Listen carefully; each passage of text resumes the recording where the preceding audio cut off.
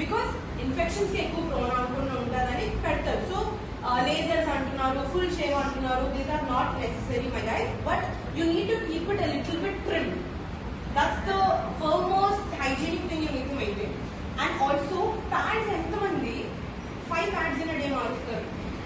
1 day ki 5 pads. Nobody. 4. Nobody. 3. To be really honest with you guys, sanitary pads ఎంతైతే మనకి useful అవుతున్నాయో దాంట్లోంచి వచ్చే కెమికల్స్, దాంట్లోంచి వచ్చే మీరు ఎప్పుడైనా చూసారేమో, ప్యాడ్ ఎక్కువ టైం పెట్టుకుంటే అక్కడ మీకు స్టెయిన్స్ వస్తాయి, గ్రీన్ కలర్ స్టెయిన్స్ వచ్చేస్తాయి. అక్కడ బ్యాక్టీరియా ఫామ్ అవుతుంది. మీరు ఆ బ్యాక్టీరియా అక్కడ పెట్టుకోవడం వల్ల that bacteria is entering into your body from down there.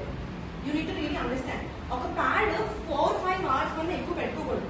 But మన ఎకనామికల్ ఇష్యూస్ అని, లేకపోతే ఫినాన్షియల్ ఇష్యూస్, ఇవన్నిటి వల్ల, లేకపోతే మన కాలేజ్లో వాష్రూమ్ ఫెసిలిటీస్ అవి లేకపోవడం వల్ల మన ప్యాడ్ మార్చుకోవడం జరుగుతుంది. కానీ really tell you guys, please be cautious with that. ఎందుకంటే ఒక 6 hours కన్నా ఎక్కువ ఒక ప్యాడ్ పెట్టుకుంటున్నారంటే అక్కడ బ్యాక్టీరియా ఫామ్ అవుతుంది.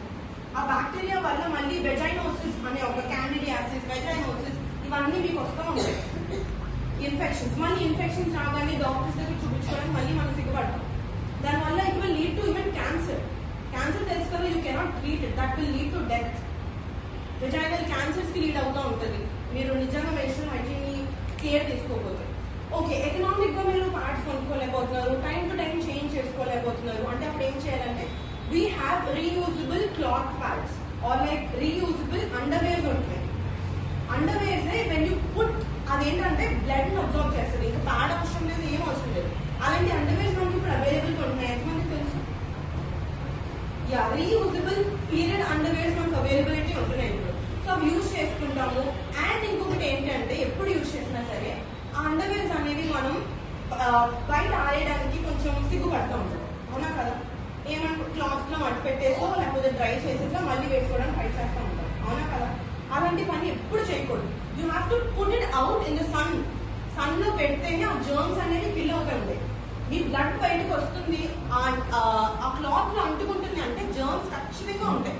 సో ఆ సన్ లో బయట ఉండాలి, ఆ సన్ లో డ్రై అవ్వాలి, ఆ జర్మ్స్ కిల్ అవ్వాలి, ఆ బ్యాక్టీరియా అనేది కిల్ అవ్వాలి. ఒకవేళ కిల్ అవ్వకుండా మళ్ళీ మీరు అదే వేసుకుంటే దానివల్ల మీరు ఎంత హైజీన్ మెయింటైన్ చేసినా ఆ కిల్ అవ్వకపోవడం ఒక బ్యాక్టీరియా అండర్వేర్ మీద ఉంటుంది కదా, అది మళ్ళీ మీ బాడీలోకి ఎంటర్ అయ్యే ఛాన్సెస్ ఉంటాయి.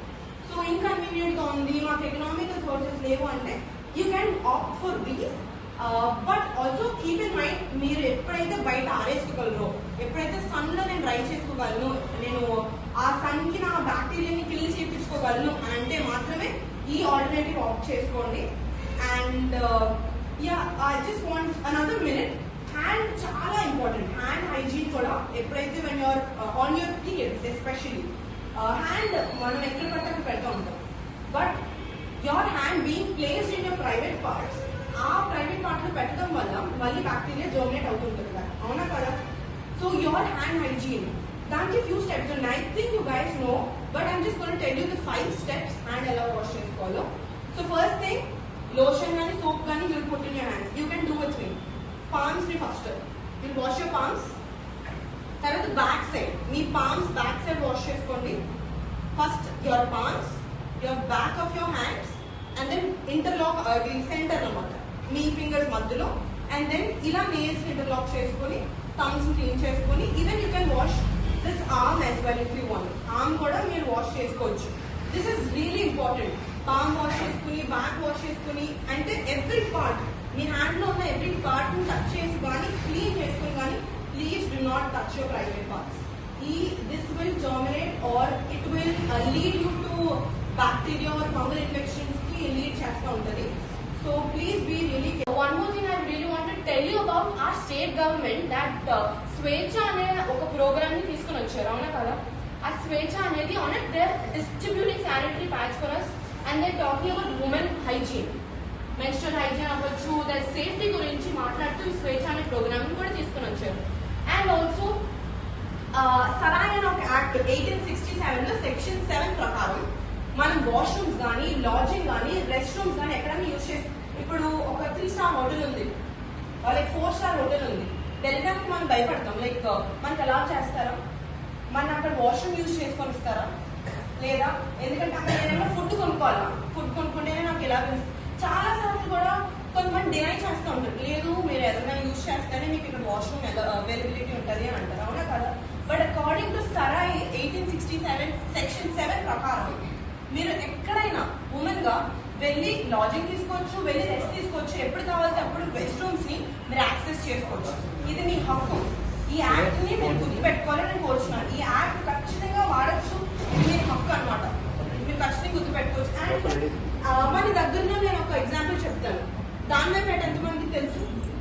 అక్కడ ఉమెన్ సేఫ్ హ్యావెన్ అని ఒక ప్లేస్ ఉంది, తెలుసా మీకు? See the boys, yeah. That is something which is being run by our Rajahmundry Municipal Corporation. That's for women to take rest, lodging and use restrooms whenever it is necessary. So ఇలాంటివి మనం use చేసుకుంటూ నిజంగా మన state